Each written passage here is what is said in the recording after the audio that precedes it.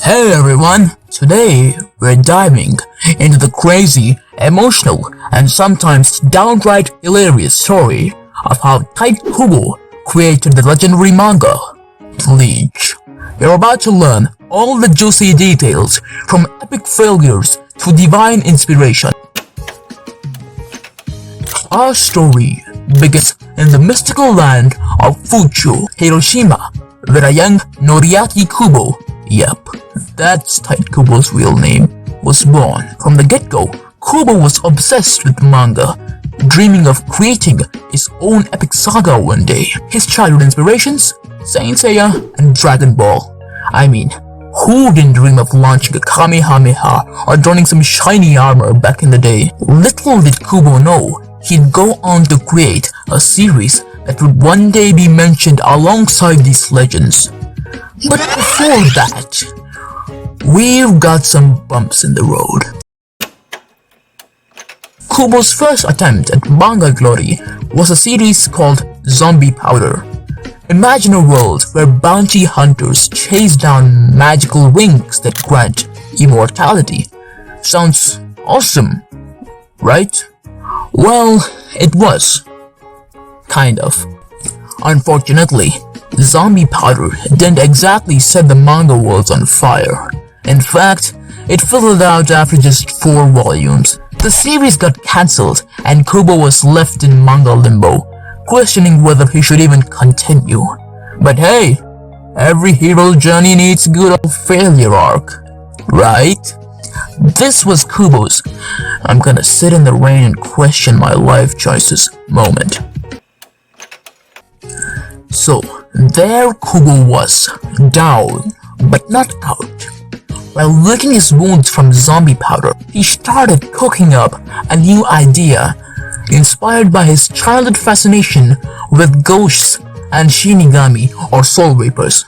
He thought, what if a modern-day teenager could see ghosts and was suddenly thrust into the world of soul reapers? That's when he sketched out Ichigo Kurosaki, our orange-haired, sword-swinging protagonist. Kubo also created Rukia Kochiki, the shinigami who literally drops into Ichigo's life and gives him her powers. She's the classic tiny but fierce type. Seriously, don't mess with Rukia. Any questions before I go on? First of all, why do your drawings suck so bad?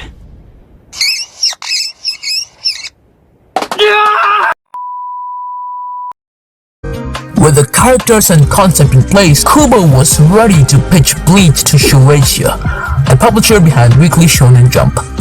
And that's where things get interesting. Kubo submitted his Bleach draft, full of excitement and hope, and got smacked with a big, fat rejection. The editors thought it was too risky and not mainstream enough. But here's where the plot twist happens.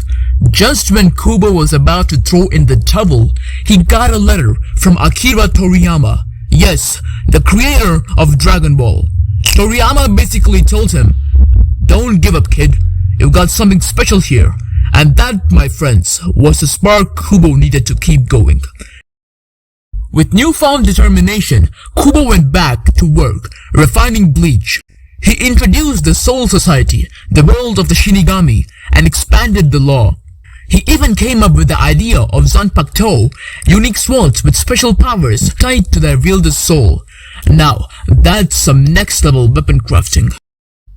When Kubo resubmitted Bleach to Shueisha, they finally saw the light. Bleach was officially greenlit, and the first chapter was published in August 2001. And just like that, Kubo went from struggling artist to next big thing in the manga world. Once Bleach hit the shelves, it quickly gained a massive following. The mix of action, supernatural elements, and deep character development made it a hit with readers. Plus, who could resist the badassery of Ichigo and the rest of the crew? Not to mention, Kubo's art style was on point, clean, stylish, and dripping with cool. The Soul Society arc was where things really took off.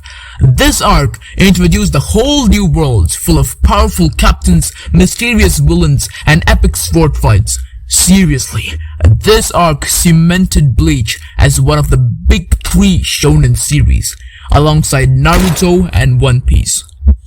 And in 2004, Bleach got its own anime adaptation, which blew up even more.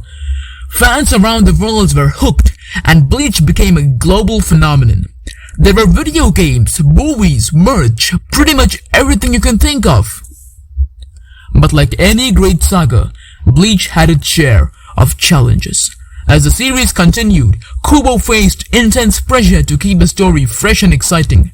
The later arcs, like Wakomundo and Fake Karakura Town, were ambitious, but started to take a toll on Kubo's health.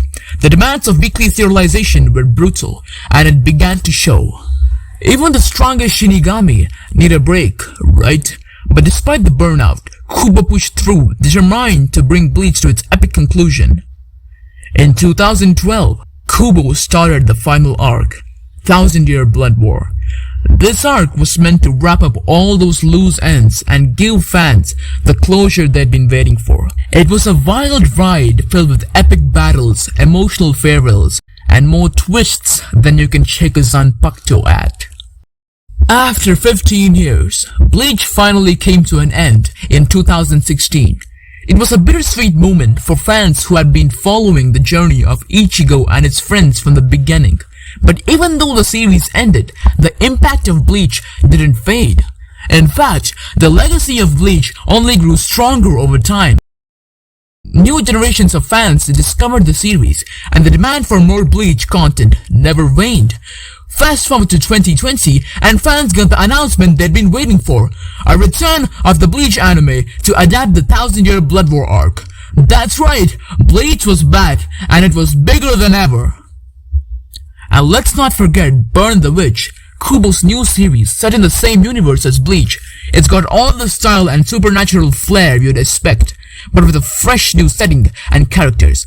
It's like the Bleach world just keeps expanding. So, there you have it. The epic tale of how Tite Kubo created Bleach. From rejection to redemption, and everything in between. It's a story of perseverance, creativity, and a little bit of luck. Whether you're a die-hard fan or new to the world of Bleach, there's no denying the impact the series has had on the world of anime and manga.